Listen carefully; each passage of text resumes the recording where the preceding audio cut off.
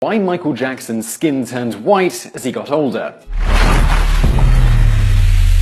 Many scandals marred Michael Jackson's personal life, overshadowing his otherwise remarkable musical career. One such scandal was the obvious change in his appearance, especially his skin color, which started from the mid-80s to slowly but surely turn from dark to white. By the mid-90s, when Jackson released his album History in 1995, it was more than obvious to even his most dedicated fans that the man of Thriller from 1982 looked nothing like the man who had recently married Elvis Presley's daughter, Lisa Marie. By this time, Michael Jackson was milky white. A skin color transition that started almost a decade earlier was more or less complete. So what happened? According to his family and Jackson himself, the king of pop had vitiligo, a condition that causes depigmentation of parts of the skin, which usually results in white spots on the patient body. These are even more noticeable if the person has a dark complexion, as in Jackson's case. The 1 in 250 or so people who have this condition typically first start seeing signs of it beginning between 10 and 30 years old.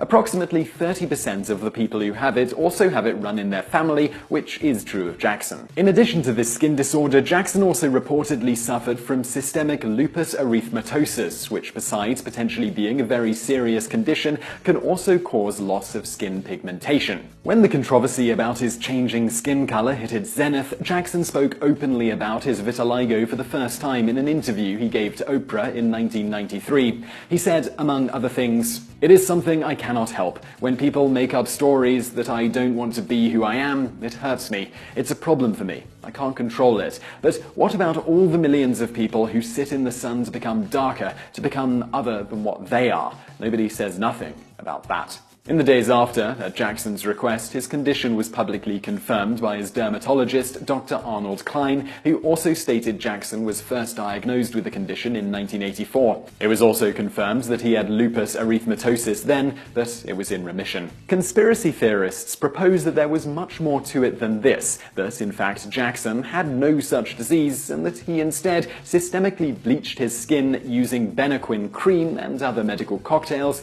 in his quest to look like a white person. The obvious and extensive cosmetic surgeries he had on his eyebrows, eyelashes, lips, and nose only served to enforce the theory that he was simply purposefully tweaking his appearance even more by bleaching his skin. So is there any truth to this? Dr. Christopher Rogers, deputy medical examiner at the Los Angeles coroner's office and the man who conducted Michael Jackson's autopsy, chimed in on this after performing the autopsy on Jackson. Dr. Rogers confirmed that Jackson indeed suffered from vitiligo, most notably with patches around his face, chest, abdomen, and arms. So did he also bleach his skin?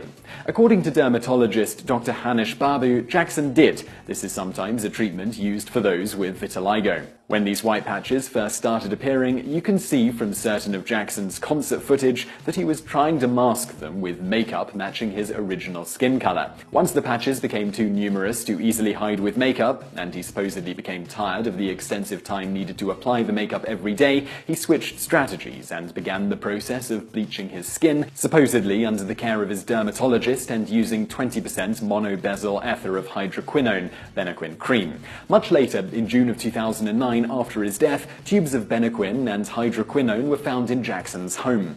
As Dr. David Saucer said, some patients with vitiligo get to the point where it makes more sense to remove the brown bits because so much of the skin is pale. Besides giving him a white complexion, this also results in him being prone to sunburns, which is why in later years he often kept himself nearly completely covered when outside in the sun. In the end, only Jackson knew his true motivation for ultimately choosing to bleach his skin, whether as a treatment for his vitiligo to even out his skin color as reported, or as the conspiracy theorists claim, to further change his appearance to more of a Caucasian look, though one would think the latter would be an odd move for the co-author of The Line with Bill Bottrell. It doesn't matter if you're black or white.